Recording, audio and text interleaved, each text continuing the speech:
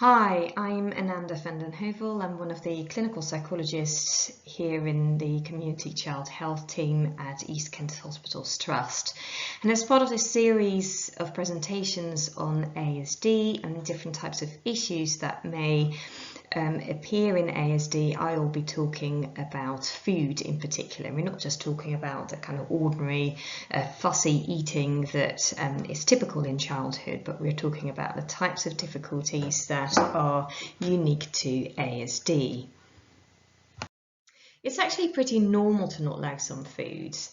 We generally consider food acceptance to span a wide spectrum, ranging from those that will eat anything and everything to those at the extreme fussy end of the spectrum, with most people lying somewhere in the middle. And I suppose we can all identify with foods that we don't necessarily like to eat or might feel somewhat apprehensive around eating. And whilst for most people that might be foods at the more sort of exotic end of the spectrum, like snails or raw fish, for a child on the spectrum that may be something as simple as a carrot.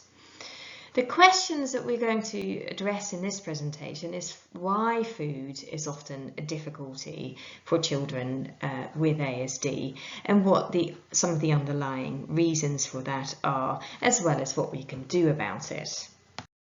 So what are some of the difficulties? Well, many parents report that their children have very restricted or selective diets and will only tolerate a small range of foods. Many children also respond with intense fear to new foods, something that is otherwise known as neophobia, which I will touch on in more detail later on. But essentially the idea here is that for children, being given something new or something unknown to eat may well be experienced as though they've just been given a worm for dinner. It's unknown, it's scary, and it's disgusting.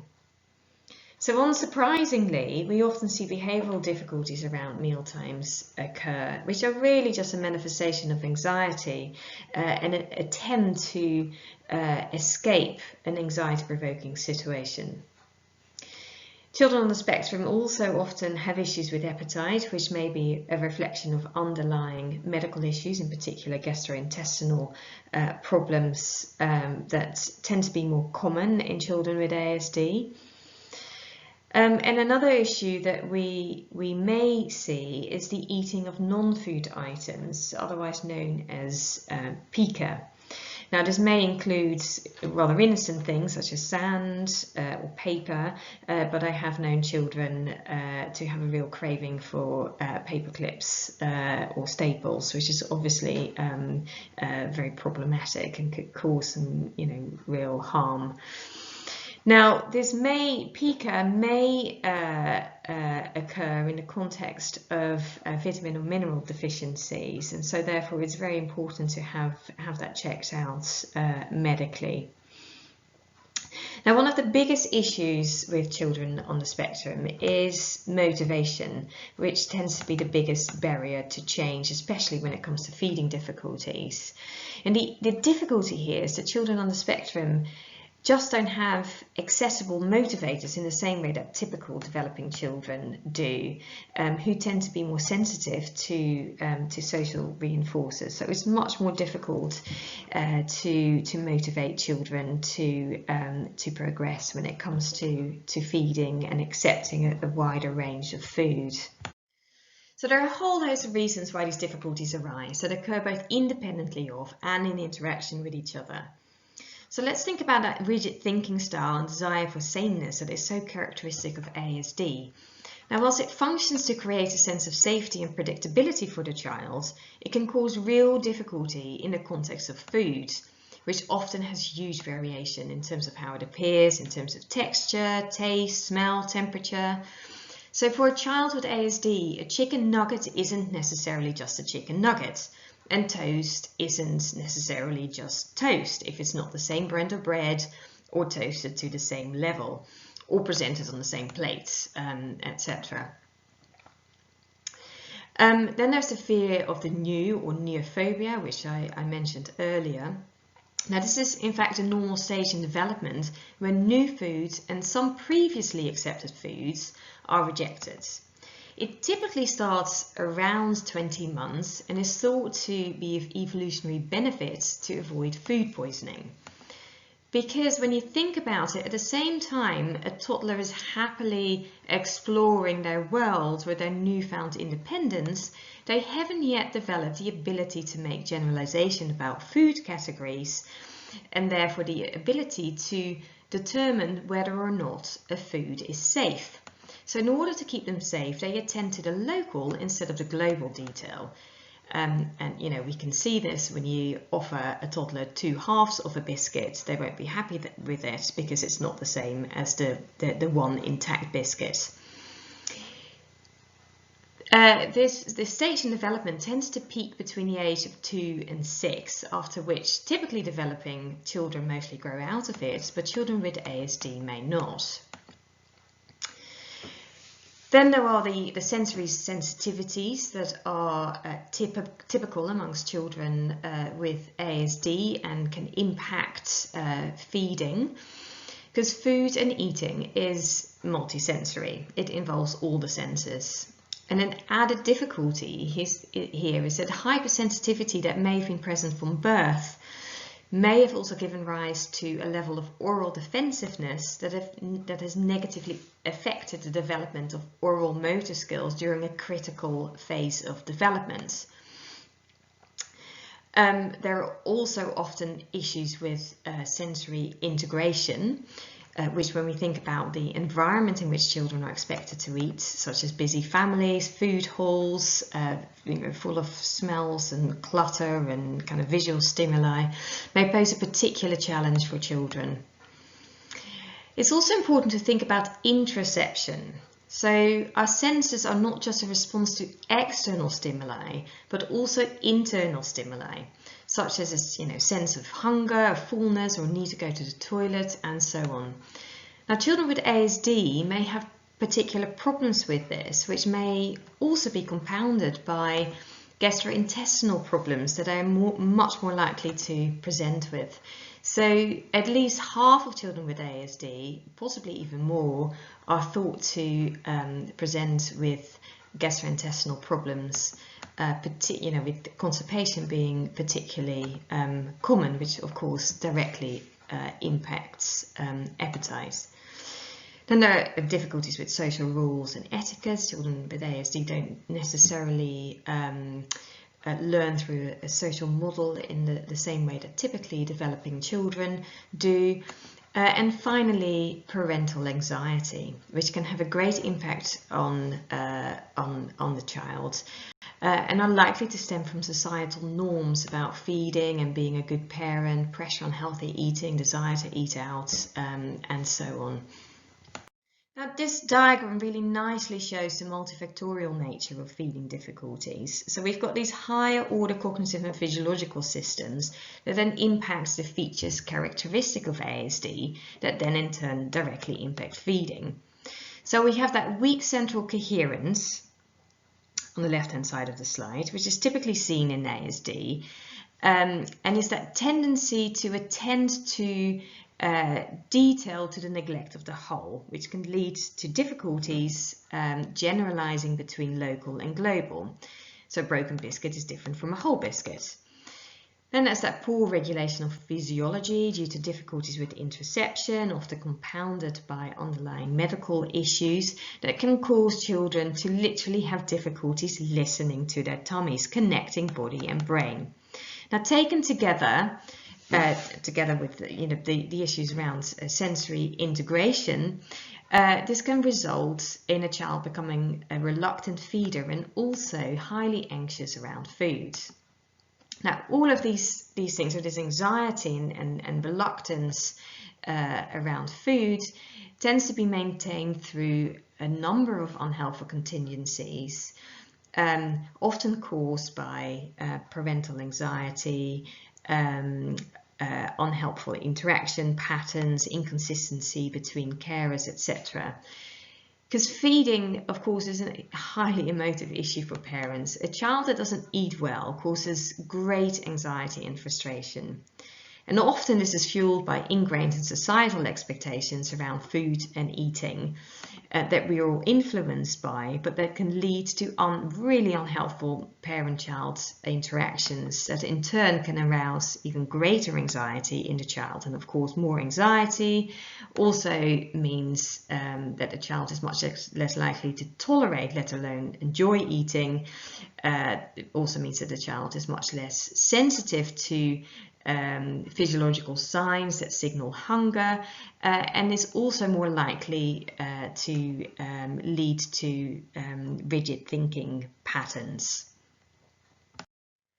And as a result, we may see some of this. Children that will examine or scrutinize every item of food, children that stick to safe but small repertoires or become incredibly brand loyal.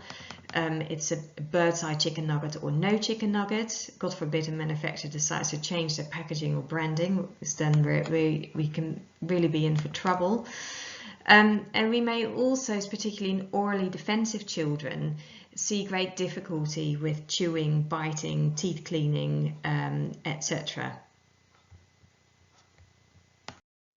So it's no surprise then that to a child with ASD, a piece of toast isn't just a piece of toast. If we look at how many things can be wrong with a single piece of toast. It might be the wrong place, the wrong temperature, the wrong colour, is a little bit pale here, a little bit too dark there, it should have been cut in a different shape, the crust should have been taken off, etc., etc.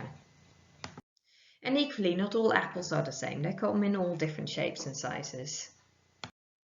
Now, the foods typically favoured by children on the spectrum tend to be dry, beige or white, and often carbohydrate rich, the so-called Beige Diet. And this is because these foods are considered safe, there's little sensory variation in terms of visuals, tastes and smells, and they're often easy to eat. Now, this has also been backed up by research, which has shown that children with ASD typically consume fewer number of food items, particularly fruits, vegetables and proteins, which is of course are all the things that parents want their children to eat. So it's no surprise therefore that parents are often concerned about their child's diet meeting their nutritional needs, which can give rise to considerable anxiety.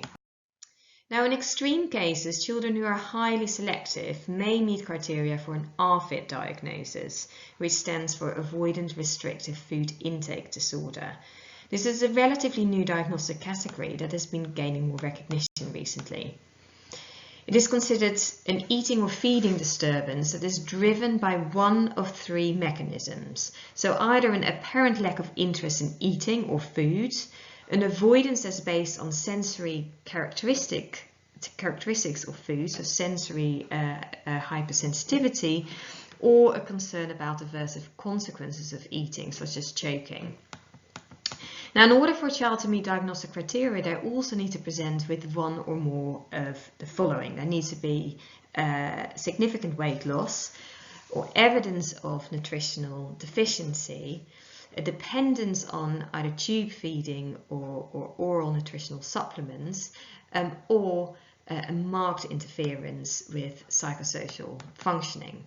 Now, the important thing is that ARFID is not driven by weight or body image concerns, which is how it is distinguished from other eating disorders such as anorexia nervosa or bulimia. So what can we do about it? First of all, we need to try and keep calm. Number one rule. We need to understand that a child's eating difficulties are a fight-flight response that is unlikely to respond well to additional anxiety. Anxiety shuts down thinking, and we need our thinking minds to be able to empathize with children, to be able to put ourselves in their shoes and understand that really is a complex problem. So instead, what we propose is this 5-step model as a positive way forward. Explore, understand, accept, challenge and change. Now let's look at that in turn. First of all, we need to explore. If the child's weight is dropping or they're dropping off their line, we need to give the food they will eat. And ensure that they're not restricting calories any further. If there is an issue with restricted range, we may need to consider nutritional adequacy. And if whole food groups are missing out, we need to consider whether these are compensated for example, through supplements, or whether there is a significant risk of malnourishment or dehydrations. And if so, perhaps get dietetics involved who may be able to prescribe required supplements. We need to consider children's feeding difficulties through history. So we need to think about how well the child fed as a baby, were there any difficulties along the way in terms of sickness, reflux, constipation, and so on. And we may need to think about how well weaning was managed and how the child responded to this. As I mentioned earlier, children who may have been orally defensive may have missed out on a critical phase in the development of feeding skills, which can impact later feeding behavior. We need to look at physiological issues. Does the child suffer from constipation or gastrointestinal problems? Any reflux? If so, do they need medical involvement? Are there any oromotor or swallowing difficulties? Have you noticed any difficulties chewing, biting, or choking, gagging, or frequent chest infections, which could be an indication of aspiration? If so, they may need a referral to speech and language therapy for a swallow assessment. We need to look at environmental factors, and we may want to consider whether there are any environments in which the children are more or less likely to eat. So are they eating more or less the same wherever they are, or might they be better at home, at school, or at their grandmother's house, or at a friend's house? Are there particular features of the environment that may be off-putting to the child? Is the environment maybe too smelly, such as food halls at school, or too noisy, too bright, or are there too many other distractions, or even something as simple as uncomfortable seats? We need to look at the psychosocial functioning of the child, but also of the whole family. So what feelings does this problem stir up, not just for the child, but for the whole family? And there's often high levels of anxiety, distress, frustration, because feeding difficulties do not just impact the child, they impact the whole family and may well impair them in their ability to function as they would like to. So there are many parents that report that they're unable to go out as a family, or go out for dinner as a family, for example. And we need to assess motivation to change. As I said earlier, motivation is often a big barrier, and it's also the foundation to change and willingness to try something new. And a food diary may be very helpful in highlighting or identifying some of these issues. So this is what a food diary might look like, which is really useful in establishing an objective sense of what the child is eating, as well as the level of enjoyment they appear to experience. Now, it enables us to look at all sorts of factors, including whether whole food groups are missing, to whether a child is more or less likely to eat in particular places, or at particular times of day, or with particular people. And sometimes food diaries can also be quite reassuring. So parents may believe that their child's diet is extremely restricted, or they're not getting enough calories, and be surprised to find out that what the child is actually doing is they're grazing throughout the day. So it's really, really useful. It's a really useful tool in establishing patterns and preferences. So next we need to try and make sense of things to develop a deeper understanding, and ask questions such as, what are the main drivers of this issue? So in the case of food restriction, is that driven by a general low interest, or underpinned by sensory sensitivities? Is there any evidence for that? Or perhaps about a concern around the aversive consequences such as choking, or maybe even a combination of these factors. We then need to ask ourselves why these things may be present. Could there be disrupted appetite regulation due to underlying medical issues, sensory integration difficulties, over-arousal or motor difficulties? And how may responses from others be contributing to and maintaining the difficulties? Are there any contingencies that may keep the problem going? So, for example, are there any positive consequences for the child? Has it become a habit, or are there any particular beliefs that these issues have fed into that may keep the problem going? Now, unless a child is clearly malnourished or significantly dropping off their weight and height line, we may simply need to accept at this stage that this is how things currently are without blame or guilt, and understand that the behavior is likely related to a fight-flight response and not a child being deliberately willful or naughty. Because unlike guilt or blame, acceptance helps to gather momentum towards change. So by accepting, we can let go of some of that emotional load around this and begin to move forward. Now, of course, it doesn't mean complacency, and it's really important to hold on to hope that things can change and will be different. Okay, so it's only from this position of acceptance that we can begin to consider challenge. And it's really important not to get overwhelmed here and take a one thing at a time approach. So we need to ask ourselves the question, what needs to be changed? What is going to bring about the greatest level of positive change in the health and well-being of the child, as well as the whole family? So is it increasing overall intake in terms of calories consumed, or increasing the range of food acceptance, or is it improving mealtime behavior and lessening the impact on the family? We know that feeding difficulties in children do not just impact the individual child, but can have a very significant effect on the functioning and well-being of the whole family. Okay, moving on to change. First of all, we need to manage our expectations. As I said earlier, we all fall somewhere along that spectrum of food acceptance, and we can all identify food that we would find repulsive or food that would trigger a strong response if discussed. So with that in mind, I often ask parents to reflect on how they would feel if asked to eat something that's particularly off-putting to them. Not to be mean, but as a way of getting parents to put themselves in their child's shoes, to really put themselves in their child's shoes and empathise with them and get where they're coming from, what their experience might be like. We then need to set some goals and make sure that those goals are realistic. A child that eats according to society's expectations or can manage a full-on Sunday roast may never happen. We need to set small, achievable goals, and we need to be realistic about pace and endpoints. We also, and this is a really important point, we need to prevent further refusal. So we don't withhold foods. It is an absolute myth that children will just eat anything when hungry. It doesn't happen.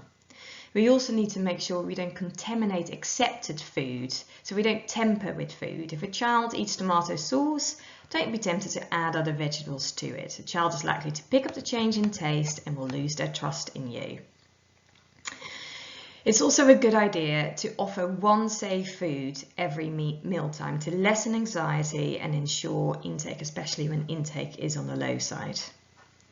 We want to diffuse conflict as much as possible and reduce pressure by reducing pressure. So we have to be mindful not to coax, coerce, or use bribery, etc. As tempting as it is to use those strategies, and I'm sure it's something all parents are probably guilty of, because it may work in the short term, the unfortunate thing is that it makes for very unpleasant meal times, and you risk getting trapped in those really negative interaction cycles. And finally, and this is a really useful concept, the idea of dividing responsibility.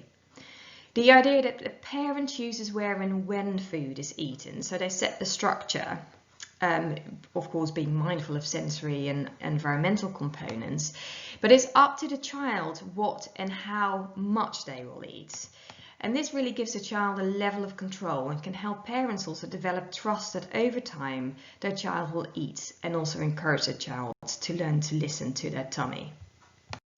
Okay, next we want to address sensory sensitivities, especially where these are a strong feature.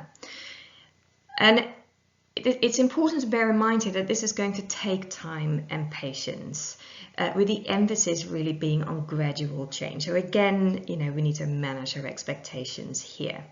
So in terms of texture, we need to consider that there is a gradient of complexity ranging from dry to wet to sticky, with sticky obviously being the most difficult to manage, and we want to build up children's tolerance to that gradually over time through a process that we call gradual desensitization, which is generally best achieved in a low anxiety environment through play and away from meal times. So therefore we want to offer lots of opportunities for messy play, and in doing so resist the urge to wipe and clean, which I appreciate can be tricky for parents.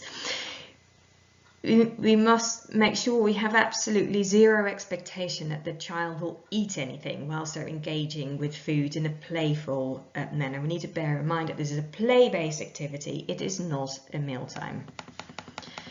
It can also be useful to involve children in indirect activities associated with food, such as shopping, food preparation, laying the table, etc. Now, all of this may help, but it doesn't necessarily mean that the child will eat better straight away. It's a means to an end. So next we want to address that rigidity around food to encourage flexibility. And again, we can only achieve change here through small increments. We don't want to overload a child, which just increases anxiety. And we don't want to temper with key foods. This is too risky, especially if intake or range is already low. Now, a helpful principle here is the idea of food chaining, which is the idea of offering foods that is similar in taste and or texture to food already accepted. So, for example, offering a different flavour of the same food, a strawberry yogurt instead of a peach one, if that's the one that the child accepts, or offering food in modified form, so modifying the texture, offering a grated instead of a chopped carrot, for example. It's important here that we offer these foods alongside and not instead of the accepted version.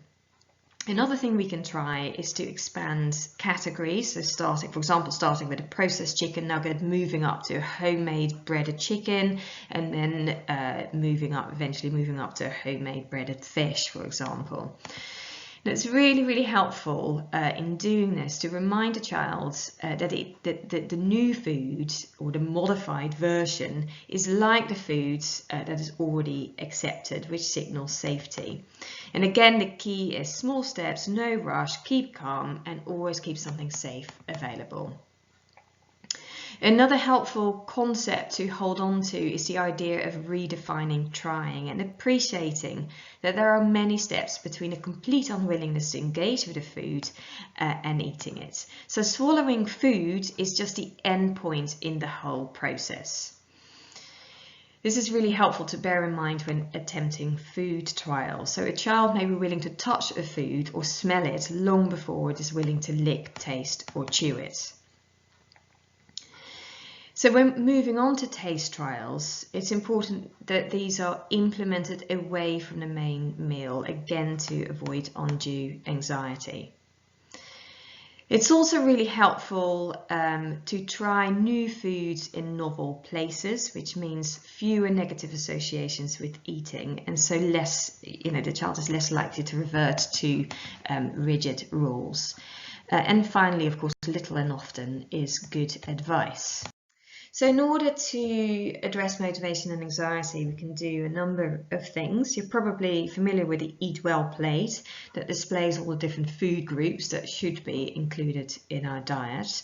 Now, in this case, it can also be used to make links between nutrition and the body explicit. So, for example, you can get a child who's into football to think about what the diet of a professional football player should include, and can really appeal to children's interest in fact finding and also their kind of typical rule-bound nature, which is sort of typical in ASD.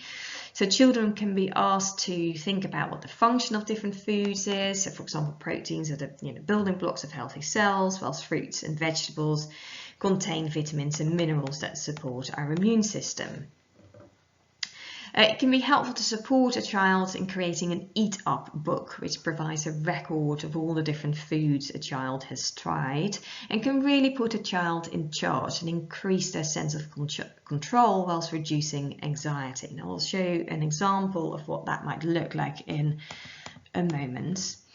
Now, I mentioned taste trials earlier, and it can be helpful to regularly introduce these, but doing so away from meal times, and record a child's experience of that and rate their enjoyment. Now, it's helpful to bear in mind that it can take up to 14 trials for just an average child to accept a new food. For a child with ASD, that number can be well in excess of that. Visual tables and cues can be helpful in supporting communication. So first this, then lunch, then next, that type of thing. In fact, generally offering structure around meal times in itself can be containing. So, to support that, the child can be given jobs such as setting a table, taking plates out, or throwing away food, etc. Relaxation is important in managing anxiety. If something has raised a child's anxiety, it's really, really key that they know how to manage it. It's an important skill to learn that is going to require practice, and you may need to try a range of different methods to find out what works best. I mean, typical kind of relaxation exercises include, imagery and visualization, thinking of a safe place, or thinking of other things that make you feel calm and relaxed, such as your pet or your favorite toy or your family, etc. Breathing exercises, progressive muscle relaxation exercises, whereby you tense and relax different muscle groups in turn. It's really helpful to offer new food in a new situation. So go out for a picnic, get out of the house, or go on holiday. Those are really, really good opportunities to try because those negative associations with food are much less likely to be present in those contexts. And finally, there's the idea of the social story, which is often used for children with ASD. It's essentially a narrative made to illustrate certain situations and problems and how people deal with them, and can also be helpfully used in this context. So this is what an eat-up book may look like. It's fairly straightforward, and again, the use of visuals is helpful. So stick a picture in there or make a drawing of a particular food. And you can use different variations. So for example, you can stick all the foods that the child has indicated they like in the front of the book, and all the ones that they don't like in the back of the book. The important thing here is that the child owns it and manages it. And it can really help that sense of control and engagement with the process. Now, as I've explained throughout this presentation, feeding difficulties, especially food refusal, is often anxiety-driven. So I've just put this slide in to illustrate the concept of graded exposure to break down that cycle of avoidance and lessen anxiety over time. So eating a food, i.e. swallowing it, is really just the end point, and there's many steps in between, from simply allowing food on a plate to touching it and finally putting it in your mouth and chewing it, all of which are important in working towards food acceptance and trust. And on that note, when doing taste trials, it's also really helpful to have a spitting bowl nearby to help a child feel in control and really just to give them that get out option. Because food can become a loaded topic, here are some ideas for having fun with food. Food is much more appealing to eat when presented in a fun and attractive way. Eating the bear's nose may be far more appealing and less anxiety-provoking than eating a raspberry. Now, these ideas can be used both as play-based activities as well as mealtime strategies to lessen anxiety. Now, I just wanted to end with an example of a social story about trying food. Now, obviously, this is just an example, but it can be adapted to your own individual circumstances. So at mealtimes I sit in the kitchen with Mum and Dad and Ryan. Mum and Dad and Ryan eat lots of different types of food. I eat cheese, crumpets, toast, chips and nuggets. Sometimes I like apple. I drink banana milkshake. The doctors say that I must eat so I will grow. We all need to eat to give us energy to grow and move around. I will try to have 5 bites of my meal. I try to keep calm and use my relax cards. Mum and the doctor will be very pleased with me when I eat my 5 bites. Now this is a really useful tool generally in stimulating motivation, because what we're trying to get across here is that food gives us fuel, power that we need to enable us to do the things that we enjoy. So the take-home messages from this presentation. Keep calm and be patient. Manage your expectations. Think little and often. Remember that food acceptance and eating lies on a spectrum. Think baby steps, and importantly, hold on to hope.